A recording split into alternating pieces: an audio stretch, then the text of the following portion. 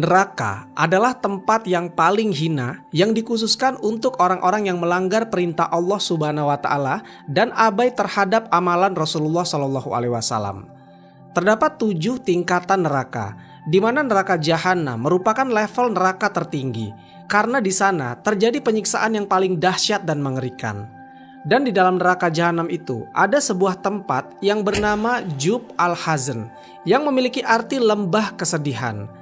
Seandainya diumpamakan, neraka jahanam ini adalah sebuah samudra yang luas, maka Jub al-Hazn ini adalah palung atau lembahnya.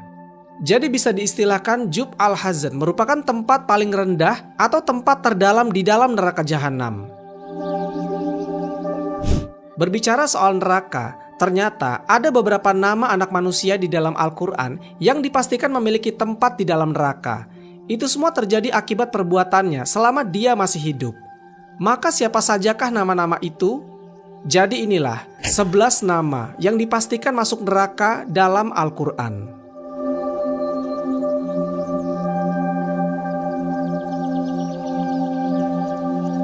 1. Haman. Haman adalah orang yang disebutkan namanya sebanyak 6 kali di dalam Al-Quran. Tentu bukan karena akhlaknya atau karena ibadahnya kepada Allah Subhanahu wa taala, melainkan karena pencapaian yang buruk selama hidupnya. Haman diketahui adalah seorang arsitek yang membuat piramida Mesir. Di dalam Al-Quran, Allah Subhanahu wa taala berfirman, "Dan berkata Fir'aun, 'Hai Haman, buatkanlah bagiku sebuah bangunan yang tinggi supaya aku sampai ke pintu-pintu, yaitu pintu-pintu langit, supaya aku dapat melihat Tuhan Musa, dan sesungguhnya aku memandangnya seorang pendusta." Al-Quran Surat Al-Mu'minun ayat ke-36 sampai 37. Berdasarkan ayat ini dapat diketahui bahwa Haman adalah seorang pembesar Fir'aun yang hidup sezaman dengan Nabi Musa alaihissalam. Dia bertugas membantu Fir'aun dalam melaksanakan segala perintahnya, salah satunya membuat bangunan yang tinggi. Dan tentu dalam hal ini Haman merupakan sekutu dari Fir'aun.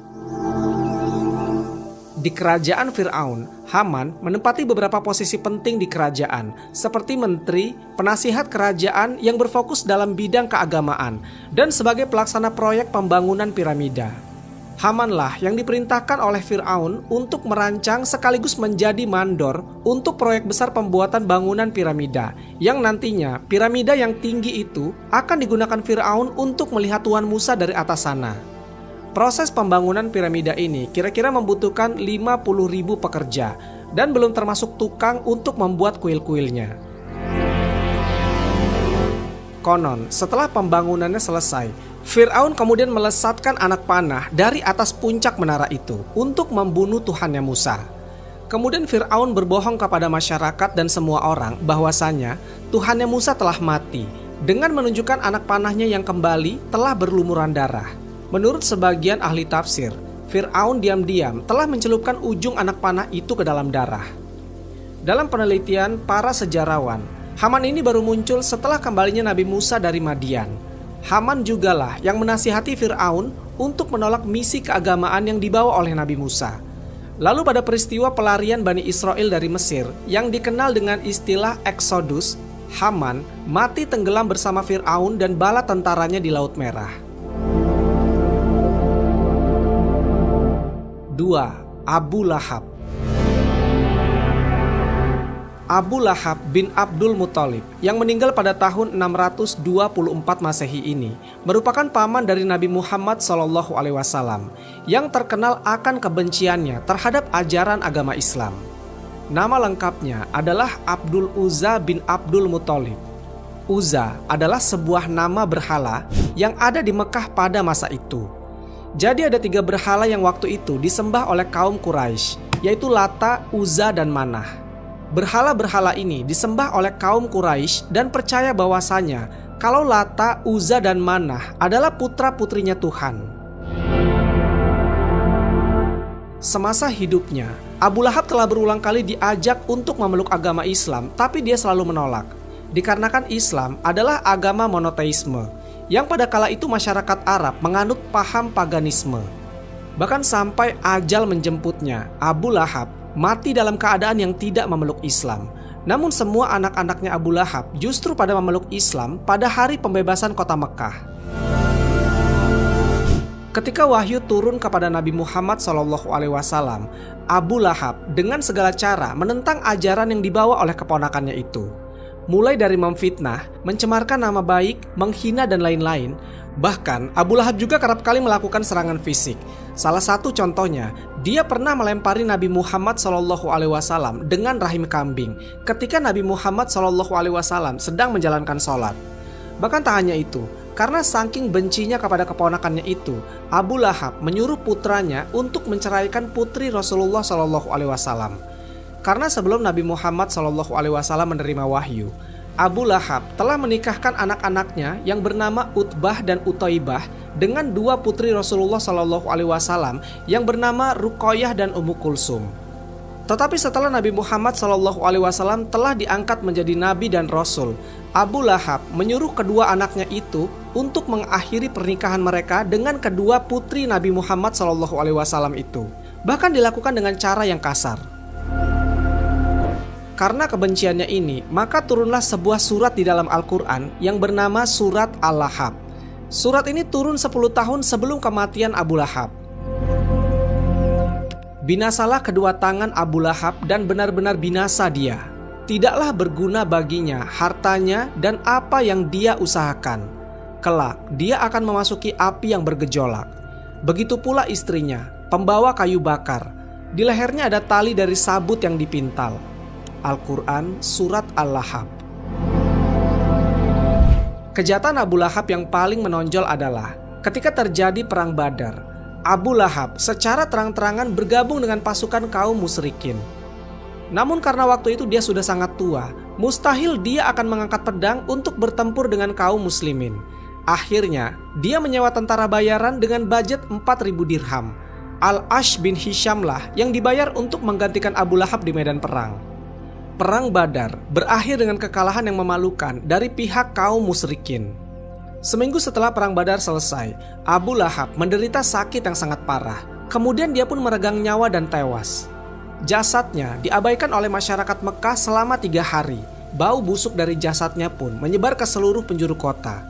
Akhirnya, dengan rasa terpaksa karena aromanya semakin bau, beberapa tetangganya memutuskan untuk menggali sebuah lubang besar dan memasukkan mayat Abu Lahab ke dalam boks kayu. Lalu dimasukkanlah peti kayu dan isinya itu ke dalam lubang tersebut. Cara menguburkannya pun begitu merepotkan. Orang-orang tak tahan dengan bau busuk yang keluar dari jasad Abu Lahab, sehingga mereka memasukkan peti tadi dari kejauhan. Jadi semacam didorong oleh kayu yang panjang oleh orang-orang. Sesudah itu, lubang di mana Abu Lahab dikubur tadi dilempari dengan kerikil dan tanah dari kejauhan sampai lubang tersebut rata. Dan konon tersebar berita bahwa masih tercium bau busuk yang berasal dari makam Abu Lahab sampai hari ini. 3. Qabil putra Adam. Ketika Nabi Adam alaihissalam dan Hawa diturunkan ke bumi untuk memulai kehidupan baru, keduanya memiliki beberapa anak. Hawa melahirkan 2 pasang anak kembar laki-laki dan perempuan. Anak kembar pertama diberi nama Qabil dan Iklima, sedangkan anak kembar kedua diberi nama Habil dan Labuda. Singkat cerita, ketika keempat anak tersebut sudah dewasa, Nabi Adam alaihissalam diperintahkan Allah Subhanahu wa Ta'ala untuk mengawinkan anak-anak kembarnya itu secara silang. Jadi Qabil dengan Labuda dan Habil dengan Iklima. Namun Qabil merasa dengki terhadap Habil karena Habil bisa menikahi Iklima, sedangkan Qabil harus menikahi Labuda, sementara Labuda tidak secantik Iklima. Karena keduanya tidak ingin mengalah, dan Nabi Adam alaihissalam pun tidak ingin melanggar perintah Allah Subhanahu wa Ta'ala, akhirnya kedua putra Nabi Adam alaihissalam itu diperintahkan untuk berkurban, agar nantinya Nabi Adam alaihissalam bisa mengambil siapa yang terbaik di antara mereka. Diriwayatkan dari Ibnu Abbas dan Ibnu Umar, Qabil dikisahkan mempunyai ladang pertanian, sementara itu Habil mempunyai peternakan kambing. Mereka berdua pun menyerahkan kurbannya berdasarkan perintah Allah Subhanahu wa Ta'ala. Saat itu Habil mengorbankan hewan ternaknya yang paling gemuk, sedangkan Qabil mengorbankan tanaman hasil pertaniannya dengan kualitas yang paling rendah. Allah Subhanahu wa Ta'ala kemudian mengirimkan api sebagai petunjuk dan tanda bahwa Allah Subhanahu wa Ta'ala telah menerima kurban dari kedua putra Nabi Adam alaihissalam itu. Api itu kemudian menyambar kurban dari Habil, yaitu seekor kambing yang paling gemuk dan kualitas terbaik. Sementara hasil pertanian Qabil tidak disambar api, menandakan bahwa kurbannya ditolak. Lalu mengetahui kalau kurban Habil diterima, sementara kurban Qabil tidak, Qabil semakin tersulut amarahnya. Dia lalu berkata pada Habil, "Sungguh, aku benar-benar akan membunuhmu kalau engkau jadi menikahi saudari perempuan kembaranku." Kemudian Habil menjawab, "Sesungguhnya Allah Subhanahu wa Ta'ala hanya menerima kurban dari orang-orang yang bertakwa." Namun ketika Habil menerima ancaman pembunuhan dari Qabil, Habil berkata tidak akan membalas membunuh Habil. Dan hal ini diabadikan dalam Al-Quran surat Al-Ma'idah ayat ke-28. "Sungguh, kalau kamu menggerakkan tanganmu kepadaku untuk membunuhku, aku sekali-kali tidak akan menggerakkan tanganku kepadamu untuk membunuhmu. Sesungguhnya aku takut kepada Allah, Tuhan seru sekalian alam." Meskipun Qabil telah bersikap jahat kepadanya, Habil tidak akan membalas kejahatan saudaranya itu. Dia justru lebih memilih untuk diam karena keimanannya. Kisah perseteruan Qabil dan Habil sebagaimana yang tercantum dalam Al-Quran surat Al-Ma'idah ayat ke-27 sampai 31. Diceritakan bahwa Qabil yang gelap mata akhirnya membunuh saudaranya sendiri yaitu Habil. Sebagian ulama menyebutkan setelah membunuh Habil, Qabil memanggul jenazah Habil selama 1 tahun. Sementara sebagian ulama lainnya menyebutkan 100 tahun. Hingga suatu ketika Allah Subhanahu wa Ta'ala mengutus 2 ekor burung gagak yang bertarung sehingga salah satunya mati. Atas kuasanya, Allah Subhanahu wa Ta'ala memperlihatkan burung tersebut dalam keadaan yang sama. Yang mana burung yang masih hidup menggali tanah dan memasukkan bangkai burung gagak yang telah mati ke dalamnya. Qabil yang saat itu menyaksikan pergulatan kedua burung gagak tersebut segera meniru apa yang telah dilakukan mereka. Qabil berkata, "Duhai celaka aku. Mengapa aku tidak mampu berbuat seperti burung gagak ini, lalu aku dapat menguburkan mayat saudaraku ini?" Qabil kemudian menguburkan jenazah Habil. Kisah pembunuhan yang dilakukan Qabil ini menjadi peristiwa pembunuhan pertama yang terjadi di atas muka bumi. Dan karena sifatnya serta kenekatannya membunuh saudaranya, Qabil pun menjadi salah satu penduduk neraka. Dan tentu saja, membunuh bukanlah suatu dosa yang remeh. Bahkan Nabi SAW telah mengingatkan, yang dihisab pertama kali dari seorang hamba adalah sholat, dan yang pertama kali diputuskan atas dosa sesama manusia adalah pertumpahan darah. Hadis riwayat An-Nasa'i. Sementara di Al-Quran, Allah Subhanahu wa Ta'ala mengingatkan, siapa yang membunuh seseorang muslim dengan sengaja, maka balasannya ialah jahanam. Ia kekal di dalamnya dan Allah murka kepadanya dan mengutukinya serta menyediakan azab yang besar baginya. Al-Quran surat An-Nisa ayat ke-93. Azar. Azar merupakan bapak dari Nabi Ibrahim alaihissalam. Hal ini ternukil di dalam Al-Quran. Dan ingatlah, di waktu Ibrahim berkata kepada bapaknya Azar, "Pantaskah kamu menjadikan berhala-berhala sebagai Tuhan-Tuhan? Sesungguhnya aku melihat kamu dan kaummu dalam kesesatan yang nyata."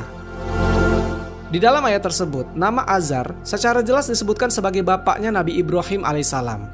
Namun menurut sejumlah ahli tafsir para ulama, makna dari kata bapak di ayat tersebut bukan berarti dia harus menunjukkan sosok ayah kandung, tapi bisa jadi itu menunjukkan arti sebagai pengasuh atau penanggung jawab. Yang dalam hal ini bisa jadi itu kakek, paman, atau kerabat yang lainnya. Meskipun Azar ini bapak kandung atau bukan dari Nabi Ibrahim, pada intinya dia adalah orang yang mengasuh Nabi Ibrahim alaihissalam dan sebagai orang yang bertanggung jawab atas Ibrahim alaihissalam. Azar ini adalah penasihat dari Raja Namrud. Bisa dikatakan dia adalah orang kepercayaan atau tangan kanan dari sang raja. Azar juga merupakan seorang pematung. Kerjaannya adalah mengukir batu-batuan hingga menjadi bentuk berhala, kemudian disembah oleh masyarakat sebagai sosok Tuhan. Di dalam Islam, membuat patung adalah hal yang dilarang. Pendapat kebanyakan para ulama mengatakan hukumnya adalah haram. Apalagi sampai kalau patung itu dijadikan sesembahan seperti yang dilakukan oleh Azar. Di dalam hadis Rasulullah SAW pernah bersabda, "Pernah Rasulullah SAW datang dari suatu safar, dan aku ketika itu menutupi diri dengan kain tipis milikku di atas lubang angin pada tembok. Lalu di kain tersebut terdapat gambar-gambar. Ketika Rasulullah SAW melihat hal itu, beliau merobeknya dan bersabda, 'Sesungguhnya orang yang paling berat siksaannya pada hari kiamat adalah mereka yang membuat sesuatu yang menandingi ciptaan Allah Subhanahu wa Ta'ala.' Aisyah mengatakan, akhirnya kami menjadikan kain tersebut menjadi satu atau dua bantal." Hadis riwayat Bukhari dan Muslim. Rasulullah SAW mengkhawatirkan tradisi patung. Beliau mewanti-wanti jangan sampai ada Muslim yang menjadi pembuat patung karena mereka dikhawatirkan menghidupkan tradisi menyembah berhala. Kanaan putra Nabi Nuh alaihissalam. Nabi Nuh alaihissalam dikaruniai 4 orang putra. Yang pertama bernama Kanaan, kemudian Yafet, lalu Sam, dan yang terakhir bernama Ham. Semua anak Nabi Nuh alaihissalam ini diketahui beriman kepada Allah Subhanahu wa Ta'ala dan mengikuti syariat yang dibawakan oleh ayahnya itu. Namun rupanya putranya yang tertua yang bernama Kanaan hanya berpura-pura beriman. Kanaan menyembunyikan rasa bencinya kepada ayahnya. Maka ketika hari di mana musibah banjir besar itu tiba, Nabi Nuh alaihissalam beserta seluruh umatnya masuk ke dalam kapal. Lalu Nabi Nuh alaihissalam mengabsen orang-orang yang ada di kapal tersebut. Semua umatnya ada, termasuk anaknya Sam, Ham, dan Yafet. Namun dia tidak melihat putra sulungnya yang bernama Kanaan. Kemudian Nabi Nuh alaihissalam keluar dari kapal itu dan pergi mencari Kanaan. Setelah keduanya bertemu, segera saja Nabi Nuh alaihissalam mengajak Kanaan untuk ikut masuk ke dalam kapal bersama dengan adik-adiknya. Namun dengan rasa angkuhnya, Kanaan menolak ajakan ayahnya tersebut dan lebih memilih naik ke atas gunung demi menghindari banjir besar tersebut. Kanaan mengabaikan ayahnya karena rasa bencinya itu. Dan rupanya banjir besar itu pun tidak hanya menenggelamkan kampung mereka, bahkan banjir itu menenggelamkan gunung-gunung tinggi termasuk gunung di mana Kanaan berlindung. Kanaan mati karena bertahan dengan rasa angkuhnya. Dan bahtera itu berlayar membawa mereka dalam gelombang laksana gunung. Dan Nuh memanggil anaknya, sedang anak itu berada di tempat yang jauh terpencil. "Hai anakku, naiklah ke kapal bersama kami, dan janganlah kamu berada bersama orang-orang yang kafir." Al-Quran Surat Hud ayat ke-42. 6. Fir'aun zaman Nabi Musa. Di sepanjang sejarahnya, ada banyak Fir'aun yang telah memerintah negeri Mesir. Ada Fir'aun yang beriman, ada pula Fir'aun yang kafir. Contoh Fir'aun yang beriman adalah yang hidup sezaman dengan Nabi Yusuf alaihissalam. Sementara Fir'aun yang kafir hidup sezaman dengan Nabi Musa alaihissalam. Menurut para ahli tafsir dan beberapa dalil, Fir'aun yang hidup pada masa Nabi Musa alaihissalam ada 2, yaitu Ramses II dan Merneptah. Ramses II merupakan Fir'aun ketiga dari Mesir kuno, dan Merneptah merupakan Fir'aun setelahnya, yakni keempat. Nah, Fir'aun Ramses II dinobatkan sebagai Fir'aun terkuat sepanjang masa dan memerintah dengan waktu yang terlama, yaitu selama 66 tahun. Dia adalah Fir'aun yang mengejar Nabi Musa alaihissalam yang kemudian mati tenggelam di Laut Merah. Para ilmuwan yang telah meneliti mumi Ramses II mengatakan kalau Ramses ini meninggal di usia 90 tahunan. Di dalam Al-Quran, nama Fir'aun disebutkan lebih dari 70 kali dan dikenal sebagai tokoh yang memerangi dakwah Nabi Musa alaihissalam. Fir'aun digambarkan sebagai penguasa Mesir kuno yang memiliki angkatan bersenjata, tetapi zalim terhadap kaum yang lemah, dan bahkan dia menganggap dirinya Tuhan yang wajib disembah oleh rakyatnya. Sesungguhnya, Fir'aun telah berbuat sewenang-wenang di bumi dan menjadikan penduduknya berpecah belah. Dia menindas segolongan dari mereka dan menyembelih anak laki-laki mereka dan membiarkan hidup anak perempuannya. Sesungguhnya, dia termasuk orang-orang yang berbuat kerusakan. Al-Quran Surat Al-Qasas ayat keempat. Ada banyak sekali kisah-kisah yang menceritakan tentang bagaimana jahatnya sosok Fir'aun satu ini. Mulai dari dia membunuh istrinya sendiri yang bernama Asyiyah lantaran istrinya itu ketahuan beriman kepada Allah Subhanahu wa Ta'ala dan tidak menuhankan Fir'aun. Kemudian ancaman-ancaman yang disebarkan kepada rakyatnya bila mereka tidak mau menyembah Fir'aun sebagai Tuhan. dan masih banyak lagi, termasuk mendustai ajakan Nabi Musa alaihissalam untuk bertauhid. Tentu saja sangat jelas bahwa Fir'aun dengan sifat sombong dan kejamnya itu, tempat yang pantas untuknya adalah neraka. 7. Qorun. Kisah tentang Qorun diabadikan di dalam Al-Quran sebagai bentuk peringatan sekaligus menjadi pengingat bagi manusia bahwasanya sesungguhnya Allah Subhanahu wa Ta'ala tidak menyukai hambanya yang sombong dan tidak mengakui nikmat pemberiannya. Bahkan dalam sebuah hadis, nama Qorun dijejerkan bersamaan dengan nama-nama lain yang tercela perilakunya. Disebutkan dalam sebuah riwayat kalau Qorun adalah sepupu dari Nabi Musa alaihissalam. Qorun adalah anak Yasar yang merupakan adik kandung dari ayahnya Nabi Musa yang bernama Imron. Sebelum Qorun menjadi orang kaya, dulunya dia adalah orang yang sangat miskin dan bahkan punya banyak anak. Hal itulah yang membuat Qorun pusing. Hidupnya terbebani karena banyak tanggungan dan tidak punya uang. Pada suatu hari, Qorun mendatangi Nabi Musa alaihissalam. Qorun meminta Nabi Musa alaihissalam untuk mendoakannya supaya dia diberikan kekayaan. Dan tentu, doa dari seorang nabi pasti diijabah oleh Allah Subhanahu wa Ta'ala. Singkat cerita, Qorun pun menjadi orang yang sangat kaya. Dia sering mengambil harta dari Bani Israel yang lain dan memiliki ribuan gudang harta, penuh berisi emas dan perak. Saking kayanya, kunci-kunci harta bendanya harus dipikul oleh beberapa orang yang kekar karena terlampau berat untuk dibawa oleh satu orang. Meskipun berkerabat dengan Nabi Musa alaihissalam, pada masa itu, Qorun yang pandai berbisnis malah memihak kepada Raja Fir'aun. Yana Adam dalam bukunya yang berjudul Rahasia Dahsyat di Balik Kata Syukur menyebutkan bahwa Qorun sering disebut sebagai julukan Munawir karena keindahan suaranya dalam membaca kitab Taurat. Imam Qatadah, Muqatil dan Al-Qalbi mengatakan bahwa Qorun adalah kaum Bani Israel yang paling bagus bacaan Tauratnya. Ia bahkan merupakan ahli kitab Taurat setelah Nabi Musa alaihissalam dan Harun. Namun dibalik ilmu dan hartanya yang melimpah, Qorun termasuk ke dalam golongan orang-orang yang munafik karena harta bendanya telah membutakan hatinya. Banyak orang soleh yang mengingatkannya dan menasihatinya agar dia tidak bersikap berlebihan dan tinggi hati. Namun Qorun mengabaikannya dan menganggap bahwa harta yang dimilikinya didapat dari ilmu dan usahanya tanpa campur tangan dari Allah Subhanahu wa Ta'ala. Dia berkata, "Sesungguhnya aku diberi harta itu semata-mata karena ilmu yang ada padaku. Tidakkah dia tahu bahwa sesungguhnya Allah telah membinasakan generasi sebelumnya yang lebih kuat daripadanya dan lebih banyak mengumpulkan harta. Orang-orang yang durhaka itu tidak perlu ditanya tentang dosa-dosa mereka." Al-Quran Surat Al-Qasas ayat ke-77. Bahkan Qorun seringkali melewati kaum Bani Israel dengan pakaian beserta harta yang mewah. Ia diiringi oleh para pembantu dan juga budak yang siap sedia melayaninya. Tentu saja, hal itu membuat orang-orang iri, bahkan sampai berangan-angan memiliki kekayaan seperti Qorun.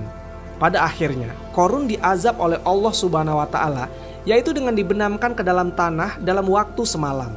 Dalam beberapa riwayat disebutkan bahwa Allah Subhanahu wa Ta'ala menurunkan gempa bumi yang sangat dahsyat beserta tanah longsor. Tempat Qorun ditenggelamkan bersama dengan harta dan pengikutnya telah menjadi sebuah danau yang dikenal sebagai Danau Qorun atau Bahiroh Qorun.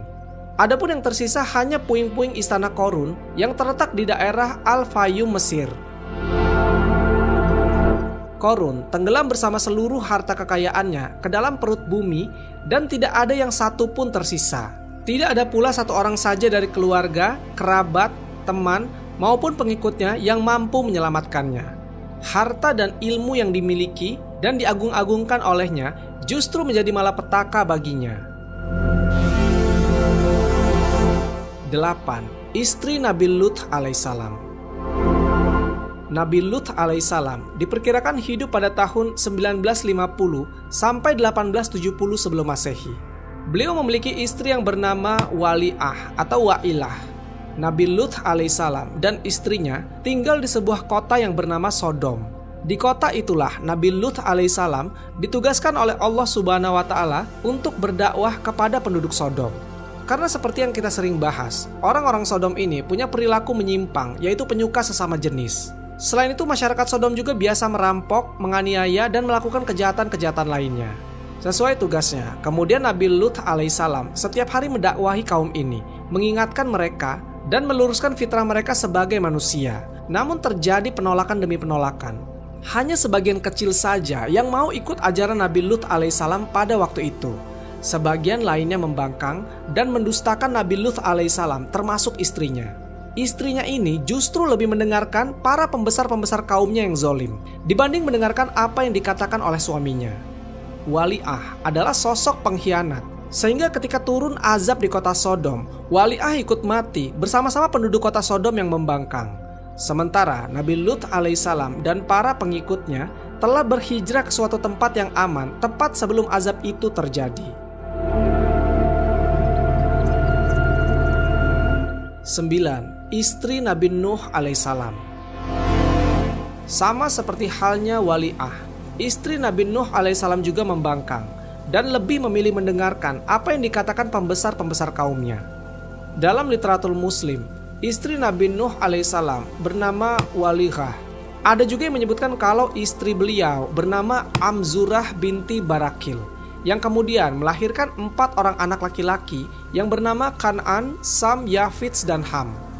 Namun siapapun namanya, istri Nabi Nuh alaihissalam adalah salah satu orang yang tewas dalam musibah banjir besar karena dia tidak naik ke kapal Nabi Nuh alaihissalam dan lebih memilih ikut bersama para pembesar-pembesar kaum yang membangkang terhadap dakwah dari Nabi Nuh alaihissalam.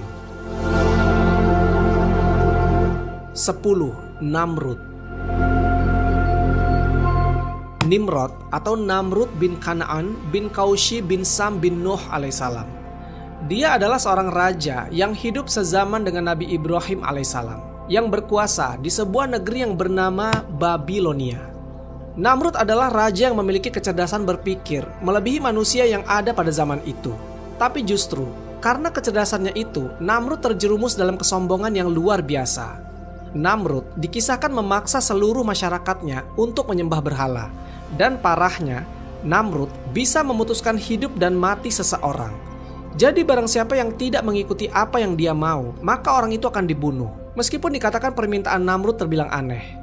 Sama seperti halnya Nabi Ibrahim alaihissalam. Ketika Nabi Ibrahim alaihissalam tidak mau menyembah berhala dan bahkan berhala-berhala itu malah dihancurkan oleh Nabi Ibrahim alaihissalam. Nabi Ibrahim alaihissalam dihukum mati dengan cara dilemparkan ke dalam api. Dan tentu saja berkat pertolongan Allah Subhanahu wa Ta'ala, Nabi Ibrahim alaihissalam selamat dari hukuman tersebut dan api sama sekali tidak membunuh beliau. Perlu diketahui, Namrud adalah orang yang pertama di dunia yang mampu membangun bangunan pencakar langit yang dikenal dengan nama Tower of Babel atau Menara Babel, yang konon katanya tingginya mencapai 2484 meter. Menara inilah yang dikenal hingga saat ini sebagai simbol dari keangkuhan dan kesombongan manusia. Allah Subhanahu wa Ta'ala telah berikan semuanya untuk Namrud, yaitu kekuatan, kepintaran, dan harta kekayaan yang melimpah. Namun Namrud malah sombong, hingga akhirnya dia mati karena seekor nyamuk kecil yang masuk melalui lubang hidungnya. Dan nyamuk itu dikatakan tinggal di dalam kepala Namrud selama 400 tahun. Selama itu pula, Namrud hidup penuh kesengsaraan. Namrud gelisah, hidup seperti orang yang tidak waras. Setiap hari dia memukuli kepalanya hingga pada akhirnya Namrud mati karena meminta seseorang untuk memukul kepalanya dengan keras dengan tujuan membuat nyamuk yang ada di dalam kepalanya itu mati. Namun malah Namrud yang mati. 11. Ummu Jamil. Tokoh yang terakhir yang dipastikan masuk neraka adalah Ummu Jamil. Ummu Jamil adalah istri dari Abu Lahab. Dia juga adalah saudara perempuan dari Abu Sufyan sekaligus bibi dari Muawiyah. Sifat Ummu Jamil sama seperti suaminya. Dia terkenal membenci Rasulullah SAW. Sampai-sampai di Al-Quran Ummu Jamil disebut sebagai wanita pembawa kayu bakar. Ummu Jamil dan Abu Lahab, keduanya sama-sama punya nasab yang mulia. Sama-sama punya kedudukan sebagai bangsawan Arab yang kaya raya. Namun hari-hari Ummu Jamil ini selalu disibukkan oleh siasat dan strategi tentang bagaimana caranya menyakiti Nabi Muhammad SAW. Nah, Ummu Jamil ini punya sebuah kalung yang sangat besar dan mahal.